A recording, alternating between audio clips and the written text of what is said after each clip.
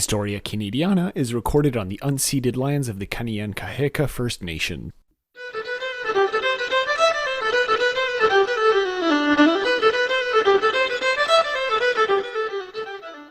Yo, yo, yo, everyone. It's Historia Canadiana time. Welcome to the show where two Canlit boys play with their Canlit toys. You know what's up. My name is Yo, Patrick. yo, yo. What is this? A white person's 80s TV show? Like It, a it dad trying to absolutely talk to is. their teenage kids? That is 100% it. I'm not going to apologize for it. Yo, yo, yo. Drugs aren't cool. Stay in school. Drugs are cool. Stay in school, sure. Remember, kids, stay in drugs. Don't do school. Exactly. Another one I um, throw at my kids, and it always takes them a solid second to like catch it and be like, wait a minute. I do that one, and then I do whatever boats your float. well, yeah, that's a classic. I love that one so much. Whatever goats your float is what Yeah. that gets me as well. And they're always like, sir, stop, please, for the love of God. I'm like, nah, fam. No, there's no way. Like, why would you stop? It's perfect teacher material. um, okay. So, Mac, what are we talking? Oh, wait, first, thank you to our patrons. We should I forgot to Yes. do so in the last few episodes. Thank you very much for our patrons. If you want to support the show, you can do so for $1 or $3 a month, get an extra episode a month at the $3 level. And yeah, it's always great to see that people support the show. So thank you very These much for patrons everyone. are helping these can't-lit boys buy can't-lit toys. There you go.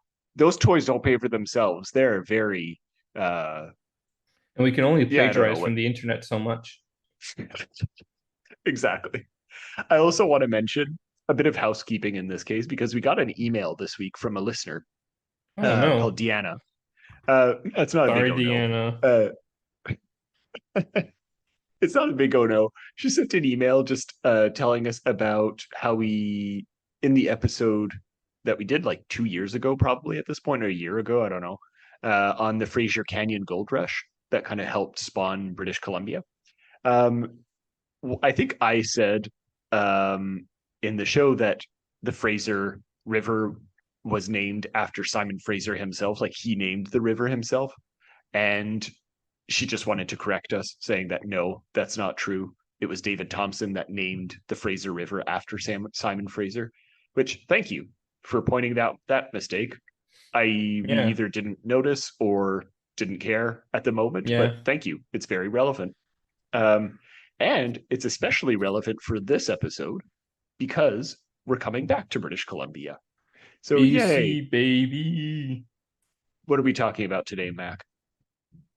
We are talking about the novel Woodsmen of the West. And then we're going to be using it to relate back to the history of the logging industry of BC and how BC has always been essentially been built on the fact that it requires a lot of people moving there to continually make it grow and function as a place. Started with gold rushes, well, the farming, last best west. Now we're getting logging. And then in the modern days, we have all the people moving across the ocean. Absolutely. Yeah. And mostly just investing in housing properties as investments and not as places to live, which is fun. Vancouver doesn't have a foundation. It's all going to come crumbling apart. Yeah, but we don't have to think about that right now. It's all in for future generations. That's for future canlit boys with canlit toys. Except their canlit toy is going to be the apocalypse. Yay. Fun. We're going to carve it out of rocks. Anyway, the other big thing we're going to be talking about is realism. So, Right. Batman, you're going to see where I'm going to take this. Patrick, I think we really need to clarify what realism is just because of how much it's thrown around in the media of today by storytellers and movies and everything else. I had a bit of a slip there where I almost called you Batman because we have tied this idea of like realism to Mm-hmm. mean like dark, gritty, accurate things from our comic book movies and such, and that sort of bled into Sure. the larger mainstream consciousness. Game of Thrones Yeah. being lauded as a realistic show, a show based on realism, but that's not what we're talking about here, right? No, that's not at all the same thing. And while there is some validity to that, I do want to say, like, it's not entirely wrong to ascribe the term realistic or realism to these properties, like you were talking about. Like, Christopher Nolan's Batman was, yes, a more realistic take than perhaps the 60s Batman, insofar as it was more grounded, but it's not realism. Right? Like, and Game of Thrones is not realism by the very definition that it has dragons, right? It can't be realism, right? It has elements to it and it looks real, but it is not realism. So realism, as we're talking about today, is a literary tendency, right? Some people call it a movement, but I think that's a bit of a misnomer. Or at least it depends where Not you a look movement, at. it's a way of life. Okay. Do you want to elaborate on that? Sure, Patrick is punishing me for making a joke again. Okay, so comedy is dead. It's all just socialist propaganda. No, so what I mean, but which part do you want me to elaborate on? Realism as a way of life, or realism, or the difference between a movement and a way of life? Both. All right, we'll Let's start start with the with the realism difference one because between a that's actually movement and a way important. of life. Yes. Yeah. It's just realism as we know it has or as we're talking about in the literary sense, comes from a long-standing tradition of trying to reflect the realities of life, which is what makes it much more like less a movement, more a way of life, because it's trying to, all storytelling is illusion. Books, TV shows, media, etc. Like, it's all just an illusion, and we're trying to make the illusion look as pretty as possible. Realism is very much an act against that. And you can have a whole different discussion about how it continues illusion, how it's not realism, blah, blah, blah, whatever.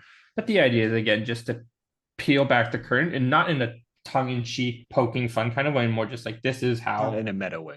Yeah, not in a meta way, literally just a portrayal of this is people living. Yeah, absolutely. And that's, I Like the think, a good most, point. Oh, Gary, go yeah. ahead. Well, so just the best example you can get for realism is literally just diaries and journal entries. Absolutely. Reading those is quite literally just, this is a person's thoughts, this is how they saw the world. Absolutely. Although I think the way that it's used in realism, like, again, I think your point here of making it pretty is still relevant, which again points to the fact that realism is a bit of a slippery term in more ways than one. Because on the one hand, it does purport to be an observable, or emphasizing, as I wrote in my note, emphasizing fidelity to the world that as we understand it, or as the author understands it, right? But at the same time, it has to fit the particular formats of the narrative that it's trying to tell. So, for example, a novel usually follows a certain structure and has characters that you follow. So there has to be a certain form of molding there in order to make it into something that's a narrative, an aesthetic. So sometimes that means foregoing certain realistic qualities, right? Or the fact that realism purports to be a person's version of the facts, right? Like, just because Martin Allerdale Grainger wrote Woodsmen of the West as a realistic novel does not mean that everyone in British Columbia at the time saw it that way. So, the realism element, again, can be a bit of a slippery slope there. I don't know if you had anything to add on that, but I think those were 2 points that you brought up briefly that I think are worth highlighting in this case. I think you really hit on an important point. Realism is a slippery slope, and it's almost this cry we often see these days to have things be more realistic, to tell us a realism, tell us a real story. It's not possible. To go back to Angelique, in our episode on Angelique, I see you nodding, you know where I'm going with this, but those levels of adaptation are always going to make it impossible to be real. Absolutely. So, and I think, and that's not to say you can't have good stories that come from an attempt at realism, like Woodsman of the Woods, but you just have to remember that there's always going to be some other undercurrents. So the story within the novel, these aren't real characters, right? I don't believe. Or It's based off of Grainger's own experiences. So right, so yes, it's they based are off his based on experiences. characters. But again, he's putting that through a lens, and then that lens is like turning it into this. Mhm. Exactly. Yeah. So it's a very slippery slope trying to like enjoy realism, enjoy what it lets you see and how it lets you look at the world, but don't get caught up in making sure that everything is hyper realistic, true to life and form. Yeah. I do think it is important to note as well that realism emerged out of a very specific moment in history, right? Mhm. And a very specific time and place. So, realism as we know it in the literary sense emerged in Europe, especially in France and Britain of the late 19th century. Major industrialism happening, maybe. You see the Charles Dickens of these world. Well, Yep. Charles Dickens maybe wouldn't qualify as realism, but he certainly has realistic We elements in it. see the and Uh, realism falls mainly into that literary conflict of person versus no God, you know? And this yes. is something we Yeah. see come up a lot more. So, do you want to explain person versus no God, Patrick? And do you want to explain what the types of literary conflict are? So what was that joke again that we had said to each other like years ago? It was like, well, shit, I'm gonna butcher it now. It was like man versus God was one level, and then it was Mm. man versus no God, and then man is God. I'm mixing up the order or something like that. Also, And then it's God is man. yeah. So, like all stories devolve into like central conflicts, and Mhm. so over the evolution of storytelling, we've seen like distinct periods of these conflict arising. So, originally we had man versus God or slash man versus the supernatural, and now we have man versus and now this is a period and this is where realism falls into the idea is that man must contend with the fact that there is no God, there is no Okay. supernatural, there is no mystic forces, no magic essentially. Or Exactly. if you want to be more modern day about it, a person must contend with the fact that they are just a speck in the universe. Yes. Quite literally, you are an accident of the universe. Yeah, like you are just a cosmic chaotic. Yeah, exactly. Which it can either reinforce the notion of God in a sense, right? For Yeah, some for some people, people it does, for some right? philosophers. Absolutely. Or as is the case of modernism and realism, which are not the same, but go hand in hand in many ways, just completely foregoing the notion of God Mm-hmm. and just embracing nature and the world around you as you see it. So, for people who might not have the Canadian literary context, just a few examples here that we can give for people just in the wider sense. So, as far as examples, we have Balzac in France, Gustave Flaubert, um, Émile Zola. All of these people are excellent examples of realism. And on the British side or the English fiction side, which might be more up the alley of our listeners, you have George Eliot and Arnold Bennett. Henry James is an American example, but he would come a little bit later in the early 20th century, right? And Oh all yeah. of these, yeah, My go boy ahead. Henry James turning the screw. Yep, there you go. And didn't he also? No, I'm thinking of someone else. Never mind. What? Um, I think I'm thinking of James Henry. Doesn't matter. Oh, There's another one, James. Anyway, it doesn't matter. It I'm thinking of another author. But yeah, like I'm not gonna lie. When I saw it, I got confused. James Joyce for a second. James Joyce is definitely not realistic. James Joyce is like literary category all into himself. I'm sure some university has Joyce studies somewhere. You took a class on Joyce, Yeah, yeah, I did, and then but it there's wasn't a whole department. Yeah. no. Well, wasn't there also just a whole class on Ulysses? Yes, that was the class. It was theoretically called Joyce, but then the teacher just decided to do it on Ulysses. For fuck's sake. I mean, that's But yeah, cool. so going back to realism, and it's an idea that we'll see develop more and more as we go from the 19th to the early 20th century, Exactly. just because we had a lot of people in those days contemplating and grappling with life and what they were. Industrialization. Yeah, Yeah. like like that's why in a lot of those novels you see the conflicts of person versus self, person versus society, and person versus no God. Yeah. They're Right. all the And modern this would age, baby. right. And this would be The completely modern age of the shattered. 1920s. Close enough to modern age. But that's the thing, Got is it. like by the 20s, realism would kind of be shattered though, because the Mm-hmm. First World War happened. And then you really get into modernism, which kind of pushes this no God thing even further into the realm of the narrative and into the realm of the literary text, right? And art generally. So realism itself lasted for like 50 years as a thing, and then just kind of gave way to, yeah, we can't even represent life anymore in art Yeah. because it's just nothing, which is simultaneously depressing and liberating, depending on who you ask. Mm-hmm. Um, so I'm curious in this case, like what kind of value, because we mentioned in this case, there is a slippery slope to realism. Do you see any kind of value to it as an art movement, Oh, for realism? sure. Mm, I mean, all art movements are useful in the fact that they help people develop ideas, but sure. realism specifically is just a good way of it's just, again, it's just form of expression. It's for people to express like actual pain and emotion and what they're going through. I know realism came from a time where people really were faced with the drudgery of the industrial world closing in on them. Yeah. And so, in that pain of, because before that point, you could almost pretend that like it's still adventure in the world. There were still places to be explored. Mhm. You could pretend like your farmers or whatever else of people living in towns and cities could still pretend that there was something out there waiting for them.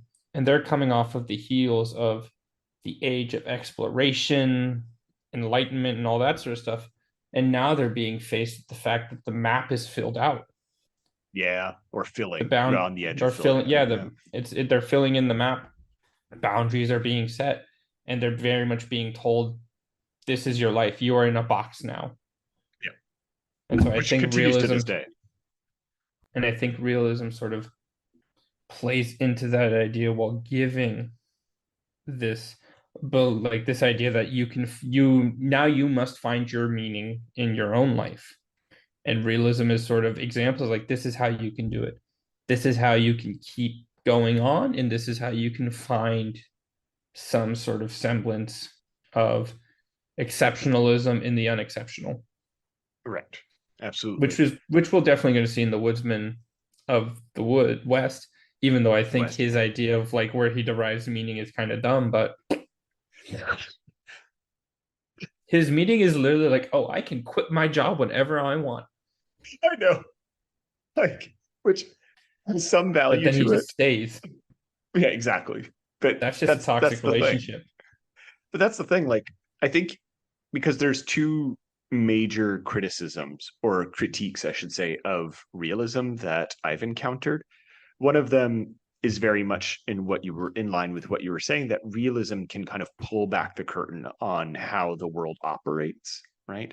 And you see this most importantly with thinkers like George Lukács, um, which is an anglicized version of this guy's name. He was Hungarian originally, but you also see the other side of the coin, and this is the criticism that's brought up by people like Adorno, right? Theodore Adorno, who is a contemporary of Lukács, who says like, well, no, by the very mechanisms that you just described, Mac, that happens in the story, like realism is a very bourgeois type of writing, right? That's not meant for the lower classes, right? That they're talking about. It's meant to be circulated, in this case, among the The upper people, echelons, which hmm?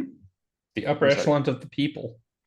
Right, exactly. But it's like it's not meant for the average mass necessarily, and so it's meant to, despite being called realistic, it also kind of idealizes these people in a ways that perpetuate the notions that it's criticizing, right? Which I can kind of And see that's what, both of these. Yeah, yeah, no, well, that's something we still do today. Like how many shows, sitcoms, dramas, or whatever are founded off the idea of portraying the stories and lives of real people, but that then are then predominantly watched by like middle class, upper middle class. exactly. Yeah.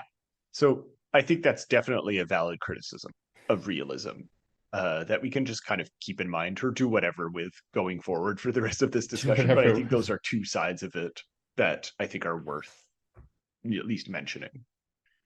Yeah. Anything else you want to add about realism before we delve into the novel? Yeah. Is there anything else I want to dive into?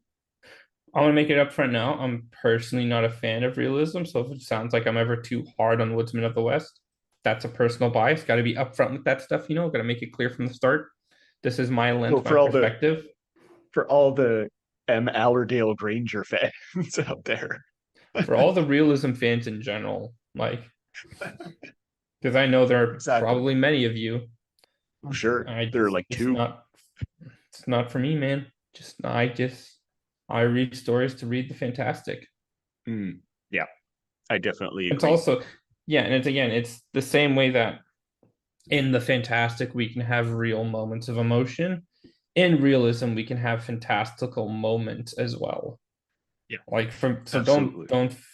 never think that what you're reading is truly reality. There's always going to be dramatization, For which sure. I know I said before, but I'm just going to echo on that point a bit more, just so we understand as we're getting into this well-made book that just because it says realism doesn't mean that it is realistic in truth. A good example that I want to take based off of that is another book. I don't know if we'll ever talk about it on the show. It came out like 15 years after Woodsman came out, called Wild Geese by Martha Estenso, and Wild geese. it's a good novel. It's actually quite interesting, but it purports to be a part of this realistic movement. But the very end, the main or one of the main characters, and certainly the antagonist of the novel, literally gets eaten by the earth. Like quite literally, the earth fights back Nom, and nom, nom, kind nom, of nom, like, nom, nom, nom, nom, nom, nom, yeah, nom. no, that's the only thing that was missing from that book, really. But it's like it's madness, right? And it doesn't make sense, but that's kind No, of it's how it Sparta. caps off. I'm here with the jokes, people. Thanks. You'll be here every Friday or Saturday night. Depending. I mean, Right. for me, it's So Sunday morning. right, exactly. So Saturday or Sunday morning. But okay. The just a bit of context on the novel itself. So this was actually based on Grainger's own experiences, but also the writing itself was based off of letters that he had sent to, at the time, his future wife, right? And the only reason that this book actually exists is because Grainger needed money to marry this woman. And so he decided to publish these letters because he thought it would be kind of interesting. And it actually turned out to be quite a success. So that's literally, there's no artistic like inclination to his creation of this book. I mean, obviously there is insofar as it exists, but Mm-hmm. like he didn't absolutely need to tell his story. He just wanted cash and it worked. Which Jesus. again, realism, not exactly too far off from like representing the realities of life in Canada at the time. Just like, oh, people kind of doing whatever they can to make money, which, good on them. Good on them. And yeah, as a book, we call it a novel, but it doesn't really fit the idea of a novel. I don't know if that's what you feel like in your experience of reading it, but it doesn't really feel like a novel. It feels Mm-hmm. more like disconnected short stories or kind of connected short stories and dramatized observations of this guy Mart, that kind of going through the motions of this hand logging experience in Mm-hmm. coastal British Columbia. And yeah, pretty much like it's a bunch of anecdotes. Like that's the best way that I can summarize this. Is a bunch of anecdotes about hand logging. And yeah, I don't know. What are your general thoughts on this novel? You already started by saying that you didn't really like the idea of realism or the movement of realism, but do you have any It's like more opening just thoughts on Woodsman? it's more I don't like when realism is pushed to the extreme, as some will often do, because it Yeah. is such a different take on a literary story. Like it is pushing this, so then people believe it's the only take. It's since it puts itself in opposition. Woodsman was actually kind of interesting in the reading of it, sort of the way it painted its picture and the way it sort of set up this like the insular living almost of the logging camps. And like Yeah. anybody who's worked on a camp in nature, just any camp in general, knows like how specific these places are. How Absolutely. you do not have contact with the outside world. And do you want to? Didn't you say that you had some people that live that you knew that worked in logging camps like this? Not logging camps specifically. They actually, I have a friend who's done many years tree planting in Alberta. Oh, okay. And Okay. and again, just friends who or family that living in the Yukon, so they did their summers. They one of them spent a summer in a log cabin for the with the firefighters. Hmm. And so he would be Right. like the one digging the ditches or whatever to help keep the fire away. Just all that sort of stuff. Right. Okay. That's kind of cool. But Yeah. yeah, And I again, like just the lots idea. of people that lived Yes. in camps. Yeah, exactly. Lots of people that lived in camps, and you can see this already early on in the book, right? Where this is on chapter. This is the second chapter called "Going North," right? Um, where hold on, I'm trying to find uh the actual passage. No, that's not what I wanted to talk about, but I'll come back to that. But the idea of the individual logger, right, or as part of very isolated Mhm. people just doing this drudge work up north or up in the west, I should say, is kind of represented very at the very start of the book with the image. I don't know if the version you had any pictures in it. Did yours, Mac? No, not the one you gave me. Or no pictures. Yeah. At least I don't think Okay. so. Okay. Because in the version I have, there's pictures. And here, I'll show it through the camera in this case. It has pictures of the actual loggers that Grainger Oh would have wow. taken around the time, right? Hmm. Which, first of all, check out Dope. this huge ass tree. Yeah. We're never gonna get Jesus trees like Christ. that anymore. We're killing the climate too much. Nope. But also, like, the subtitle of the image is kind of interesting. It is The Conqueror in this case. Um, for those of you who don't have the image, it's basically a single dude on top of a cut tree in this case, and Hmm. it's a massive tree. And just visually, I think that kind of very much represents what you're talking about in this case of this lone person who obviously couldn't fell this tree alone, but who's still very much represented as this singular being, and he's certainly isolated among this powerful tree for the purposes of conquest in this case, right? Hmm. He's conquering nature, he's conquering himself, conquering, any kind of obstacles in this case in order to create British Columbia. Right? But yeah, I don't know. Any other opening thoughts that you wanted to mention? Um, I always think it's interesting when we see this conquering, like this idea that you can conquer nature. That's very Uh-huh. much a modernism and realism idea. And it's a recurring element in those stories, played with and dismissed as it were. So always be on the lookout for that, simply because some of them play with it, and we see a little bit of that in Woodsman, and that you can't actually conquer nature, Yeah, not really. or yeah, or like you can temporarily conquer it, but eventually it'll get its way back. Yeah, absolutely. And what I do like about this book, and here's like one of the benefits I think of realism in this case, and here I found what I wanted to talk about at the beginning of the book, right? In this section of Going North. Um, I was not singing drunk myself, nor was I on my way to securely promised work, as I stood upon the deck of the steamer Cassiar one evening and watched the lights of Vancouver disappear. In fact, I was depressingly sober, as it is my habit to be, and I began to think with some anxiety of my immediate affairs and to make a series of hurried calculations. Right. My steamer fare had cost $5.50, but there was a pound of cheese and 2 packets of grape nuts in my bag, and so I knew I could avoid the 50-cent meal aboard the boat.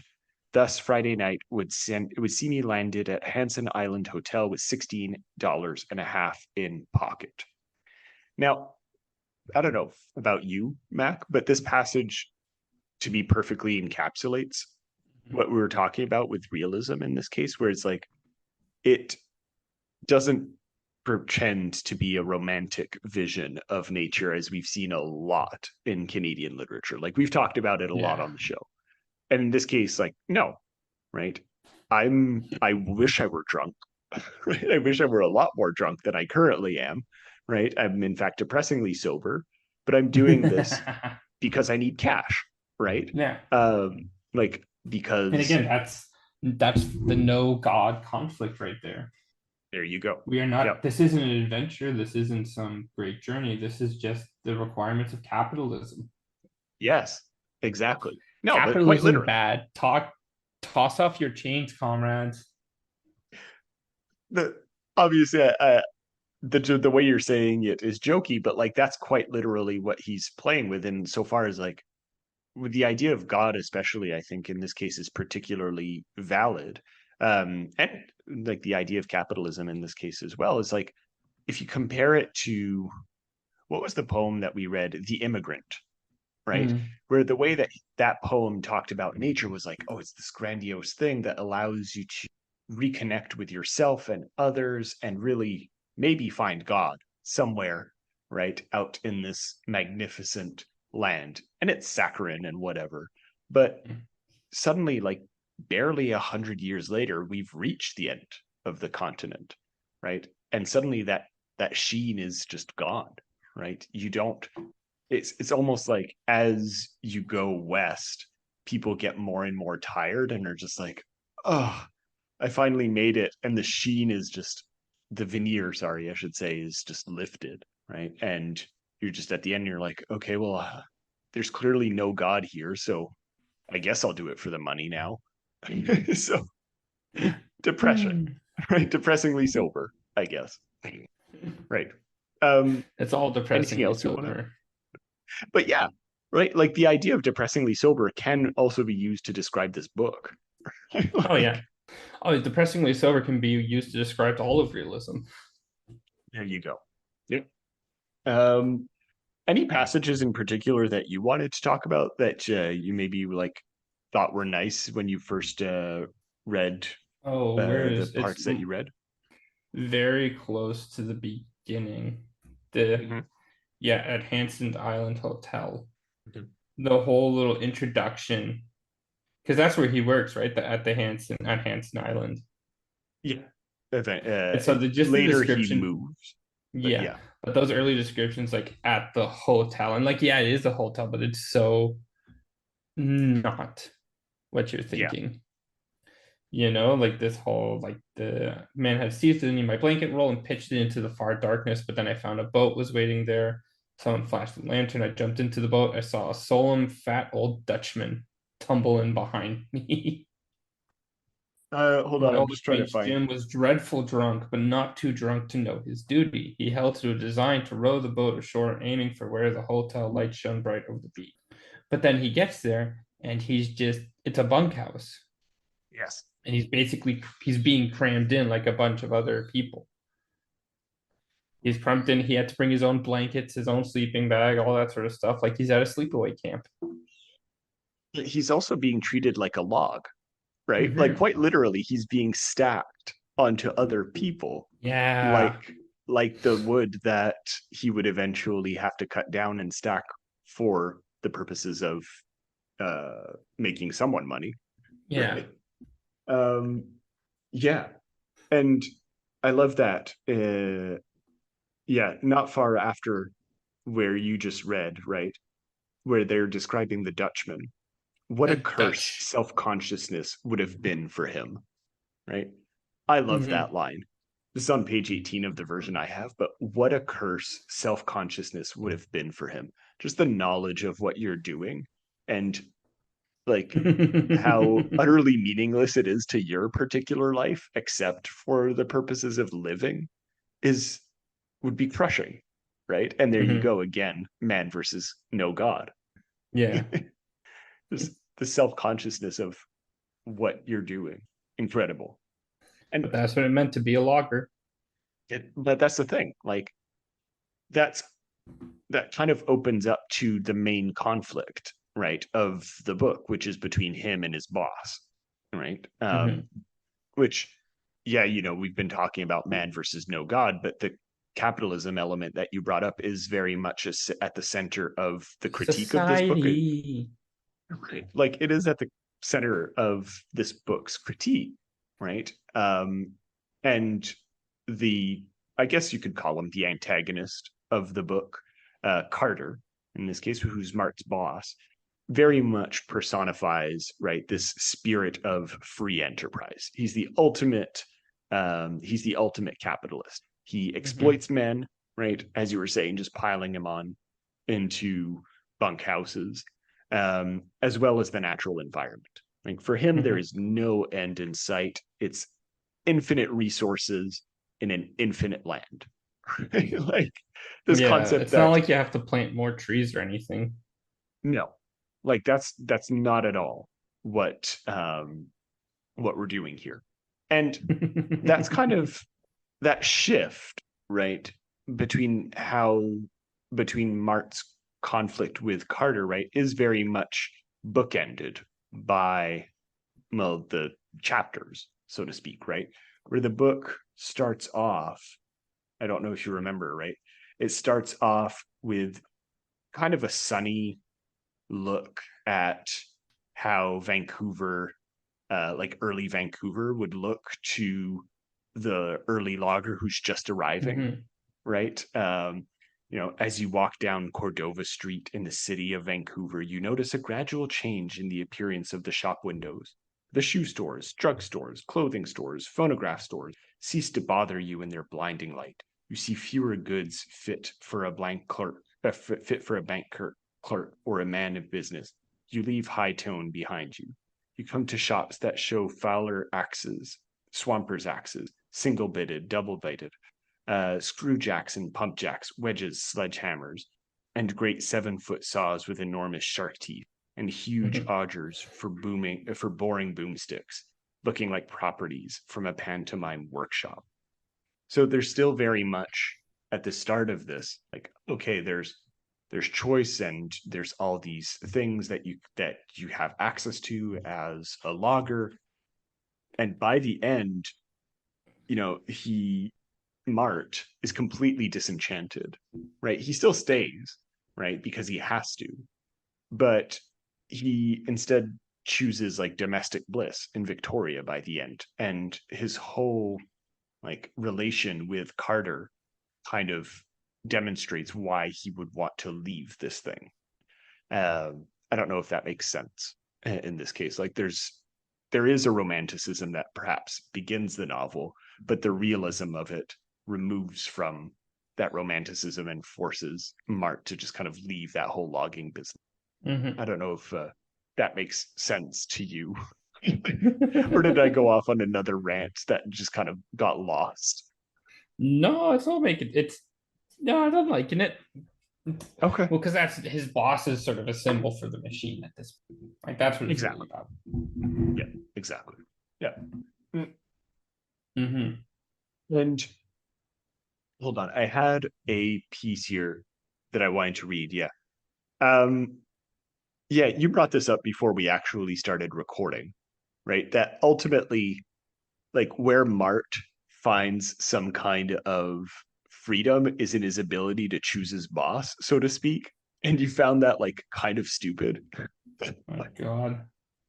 you want to speak a little bit about that? Sorry, repeating it. What page?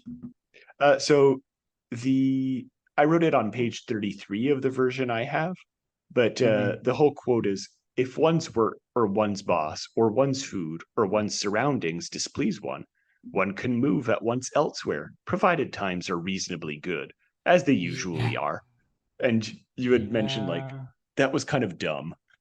Oh yeah, I found it. Yeah, page 33 in the book that I have. Okay. It's well, it's just so it's It's an addict. Like that is literally the language of an addict. I can stop whenever I want to. I can leave whenever I want to. It's an addict, it's a toxic relationship, Mm-hmm. and it's I don't know if it's being serious or if it's trying to be satire right now. At this point of the novel, I think he's serious because it's early in the novel. Yeah, but I Right? mean the author, like, is he really trying to be Oh, like, is the author really trying to say that this is what it is, or is he like, is this supposed to be taken the way we're taking it? I don't know. What do you think? Does it come across as satirical? If it is, it's a very dry satire. Mm, yeah. It's Do you want to back very, up a bit? You're very not dry. picking up much on the Oh, mic. sorry. It's a very dry satire if it is. Yeah, right. Yeah, yeah. It's very Well, like, go ahead. well, again, that's realism though. It's just presenting like, I can see that how this would be how a person really would think about their situation. Right, exactly.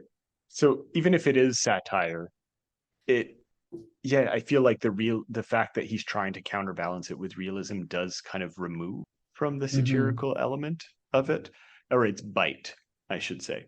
But I do think there is something to say about the fact that it is satirical because the book ends with a song, right?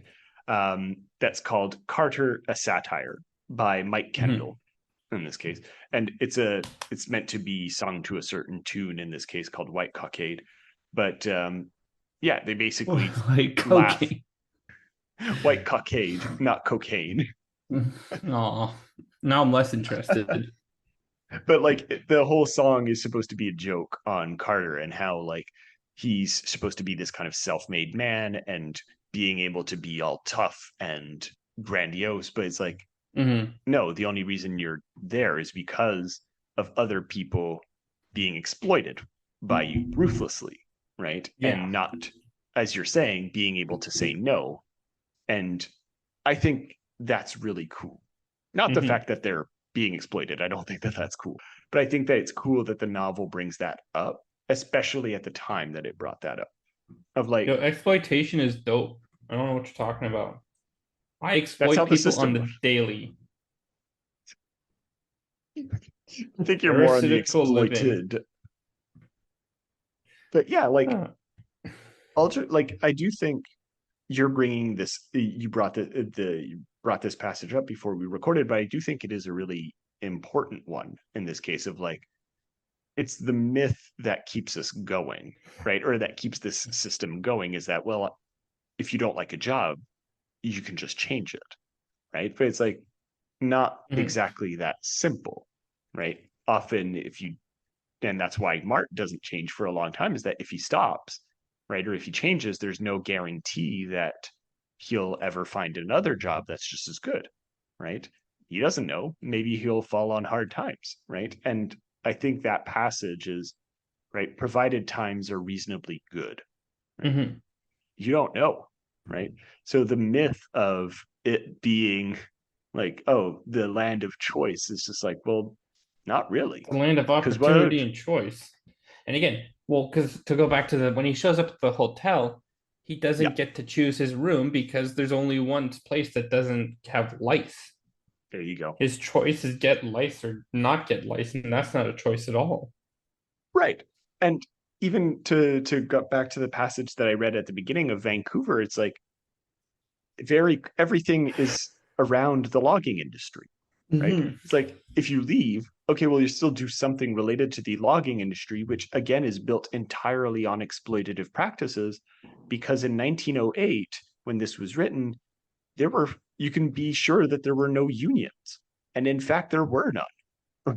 Mm-hmm. Like that's one of the things that this book tells us about British Columbia at this time, and that I wrote in my notes is that you know there were no there's nothing like workers protection or anything like that, Workers' and protection. it wouldn't no like that's a myth like people were fighting for it, but at the time it would like it'd been a pipe dream for a lot of the Mm-hmm. loggers because the first union for loggers would have come in 1919, right?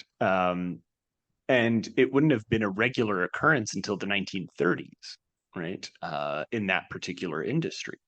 So, it's absolutely inconceivable when this novel takes place and when it was written that, properly treating your employees and your loggers would have been a thing, right? You just exploit them.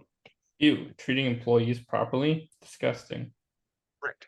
I wrote down in the notes actually, um, this is pulled from one of the articles that I found.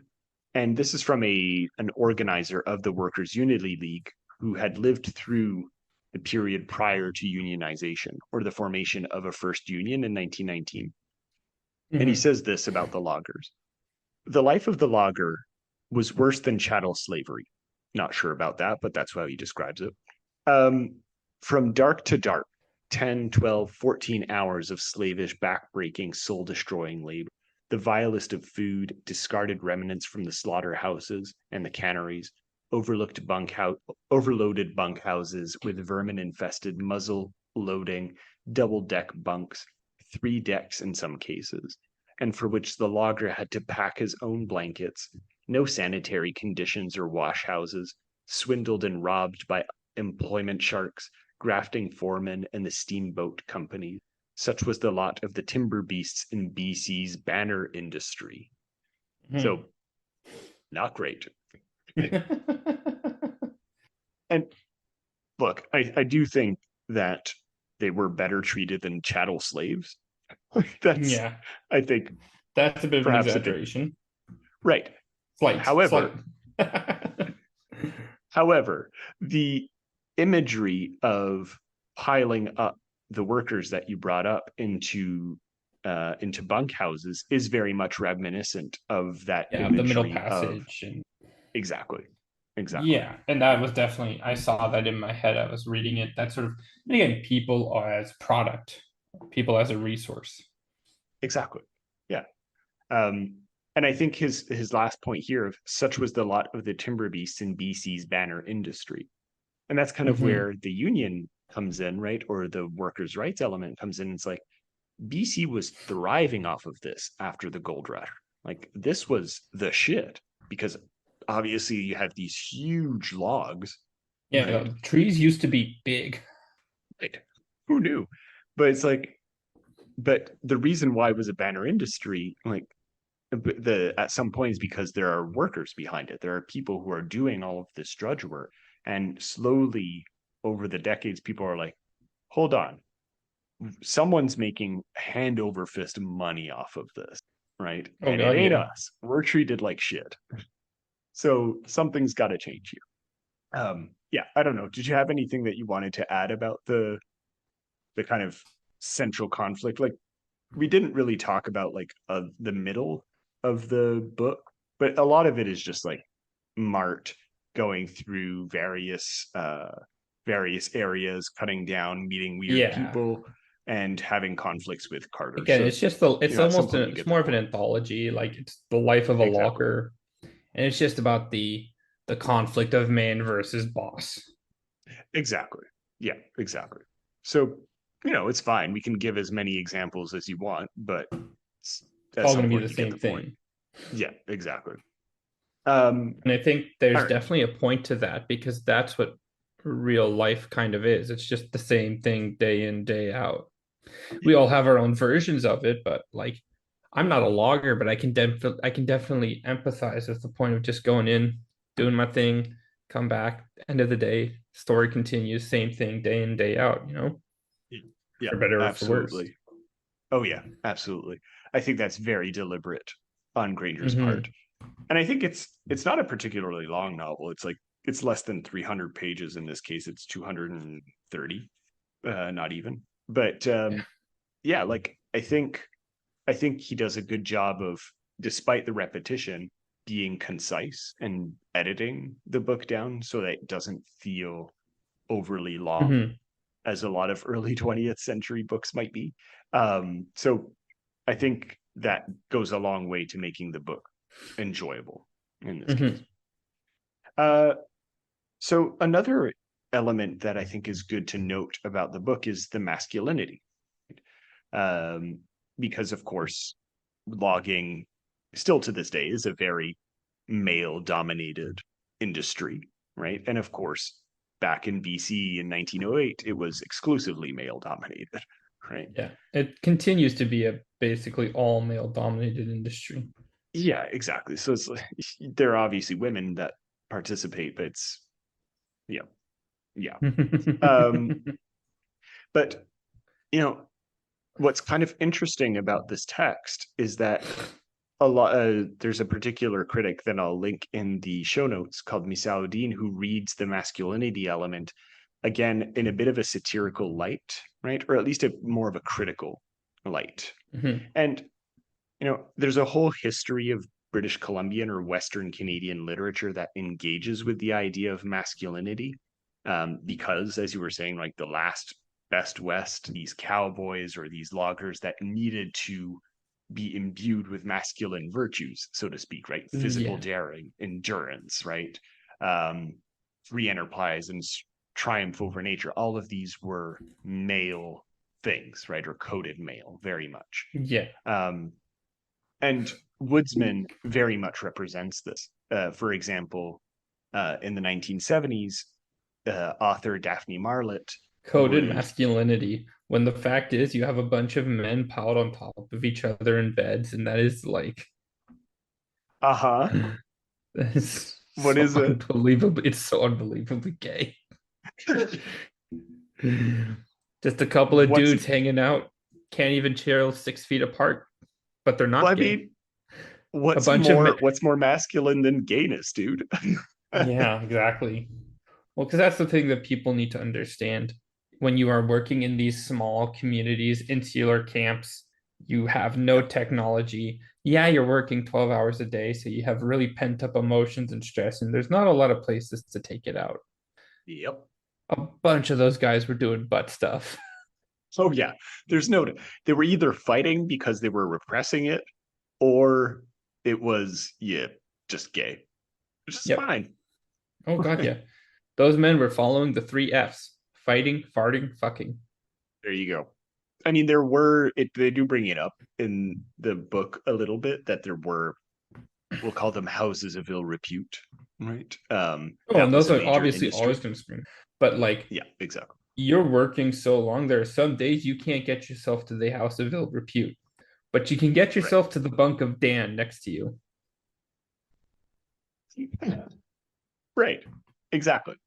But what's Dan, kind of Dan, the interesting, logging man. They were all playing with logs. there you go. Not their own. I didn't know how we didn't get there from the start. That was too easy. That was too, it was right there. It was looking you right in the face. But what's kind of interesting is that because this book is based off of Grainger's real experiences, like Woodsman is often seen as a source, so to speak, and this is something that's reflected in later literature in Canadian history. So, for example, Daphne Marlett's novel Anna Historic is a really good example of this, where the book Woodsmen of the West is used as a quote unquote source, right, for the main character's research into gender Mm-hmm. oppression in British Columbian history. And so, even if it's not strictly speaking a historical source in the proper sense, it does capture the essence um, of a particular moment in a particular way of acting, which was very typical of the time, right? Um, yeah, I don't know. Did you have any passages in particular that spoke to you as far as male or masculinity in what you read, or not really? Not particular. The whole thing just reeks of masculinity to me. Like, it's just Okay. the very image of, like logging camp is just one of like it's almost that peak masculine job. Yeah. Yeah. Yeah. Yeah. Like, you can't get more masculine than a logger. You are in nature. You're working with your hands. You're making something. You're wearing like all those manly clothes. You're not a coal miner because you don't like it's if you don't have the dust on you that the coal miner does. You're working out in the fresh air. You're working with trees, Oh yeah. The ultimate literally phallic swinging symbol. axes. Yeah, Hmm. like the entire thing. Like, I can't pick one passage because it's all just masculine energy. Right. Like you can go deeply psychoanalytical on this one of the way, because Mart at some points does like kind of violate these codes and these norms, right?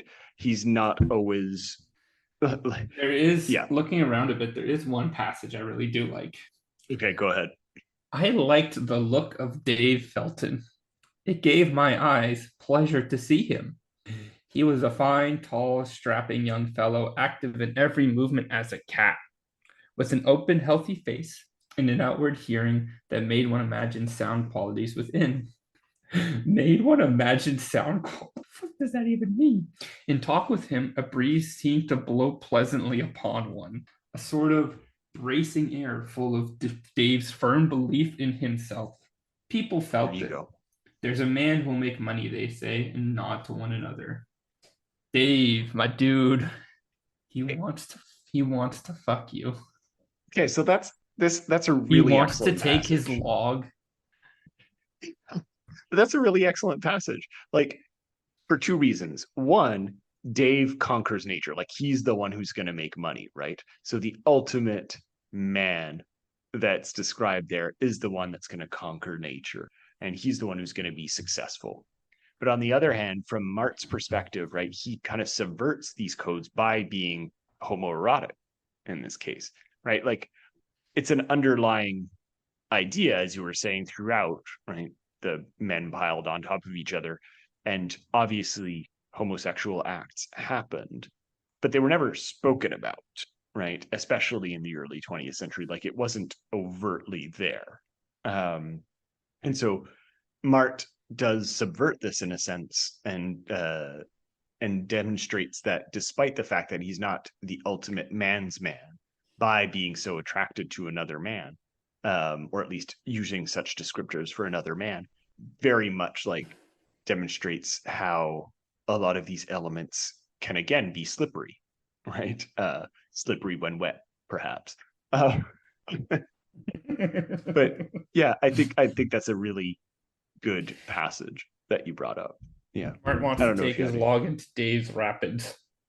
There you go. We could do this for the rest of the episode. I They're don't gonna want go to, but whitewater rafting together. I think that's Oh, Pete. Dave just keeps going. Dave is Yeah. like, and Dave is peak masculine. Exactly. Dave is peak masculine. Exactly.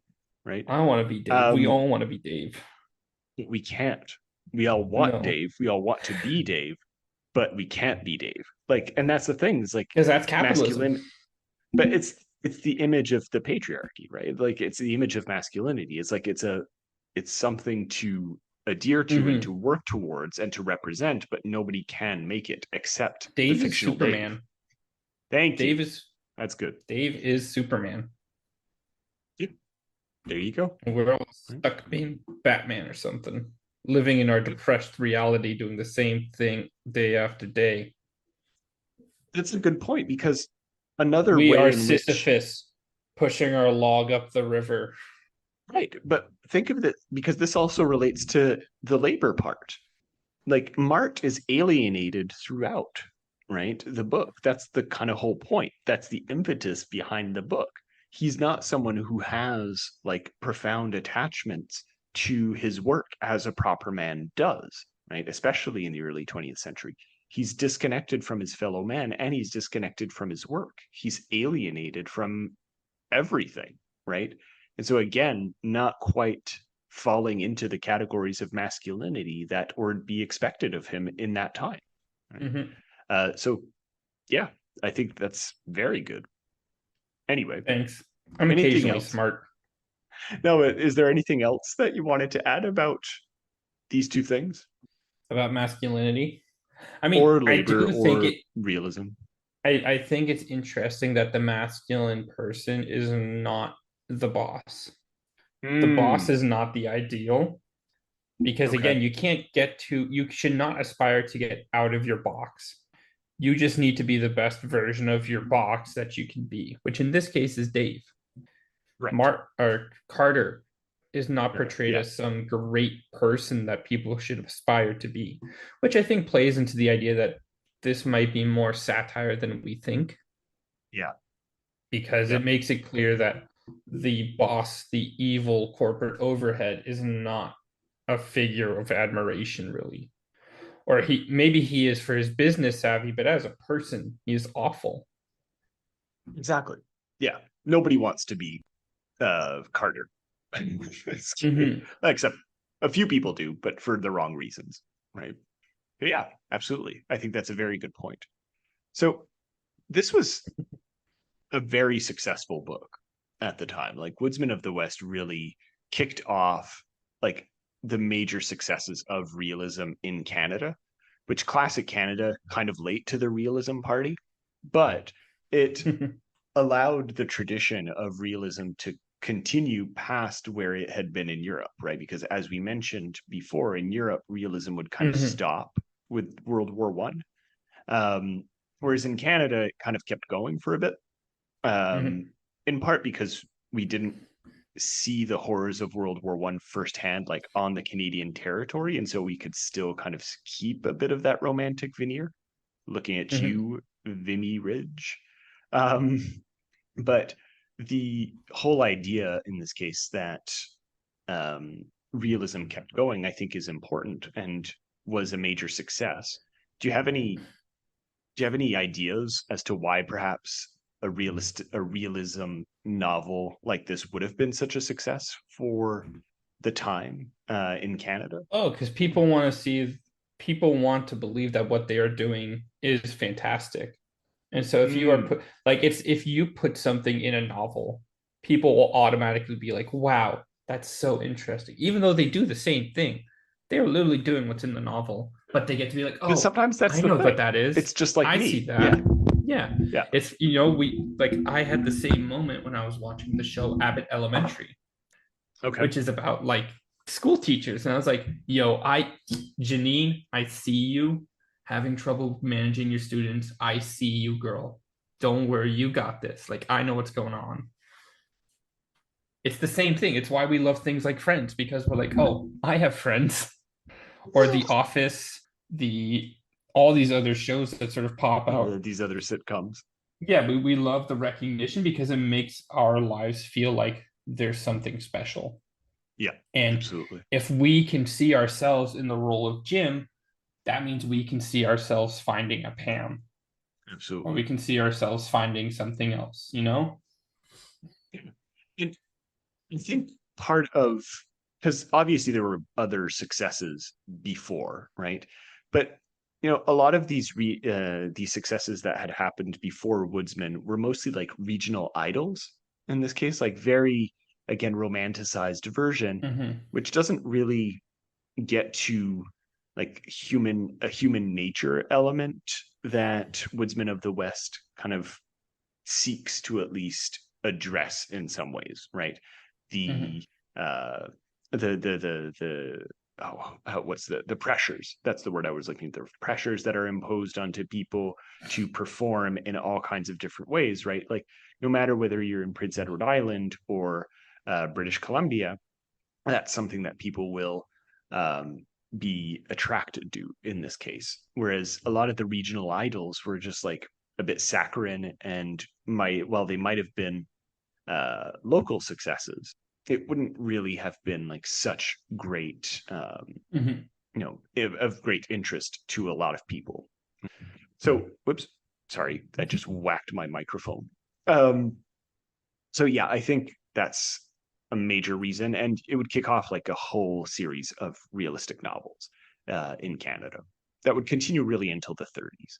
Mm-hmm. Um, and I think another reason why this is good, and this might interest you, or at least why people were attracted to it, is that it kind of brought to people's attention just what was happening in British Columbia, right? And would very much lead to the creation of what were kind of the first acts of conservation in Canada as far as the forest was concerned.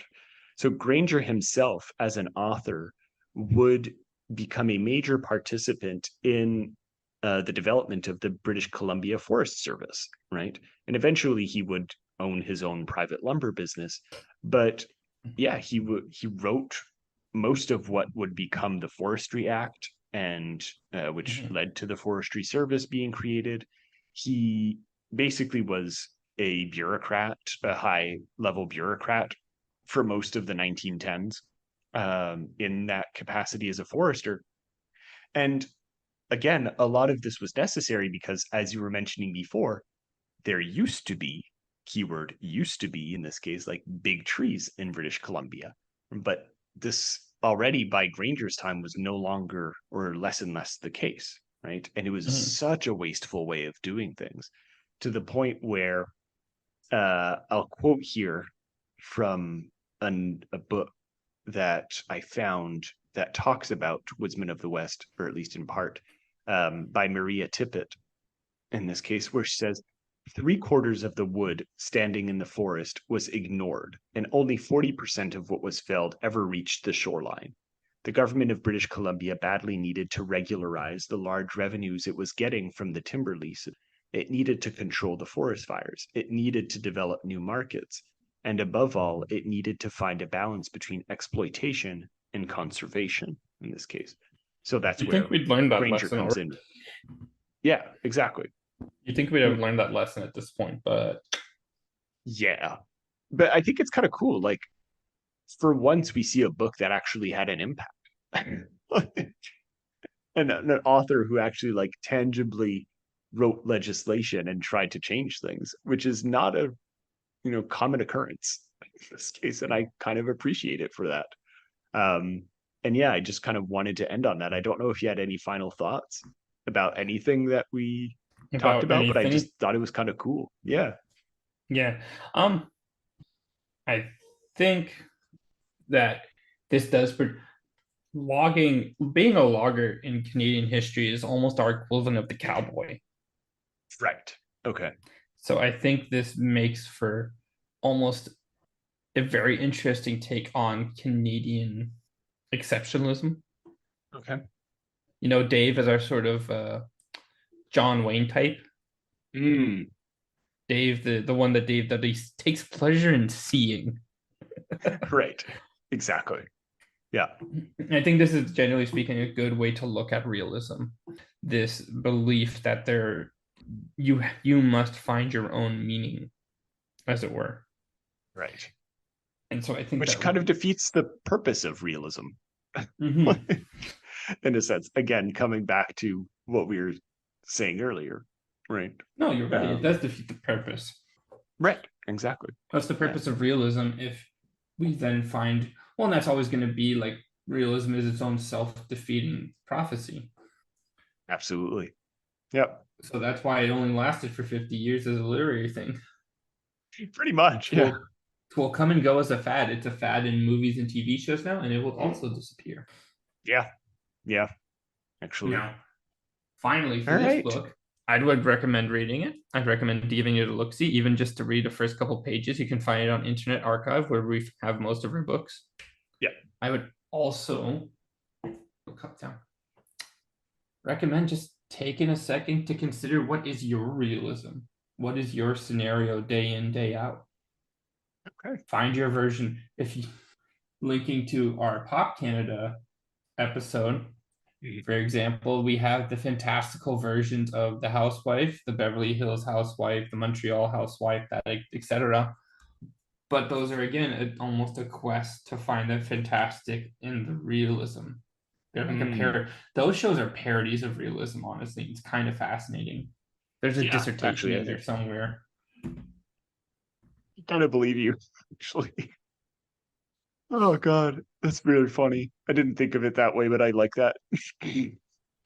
All right.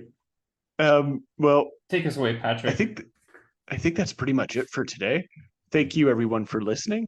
You can obviously reach out with questions, comments, concerns through email, Facebook, all that jazz. You can support the show through PayPal with occasional donations if you want.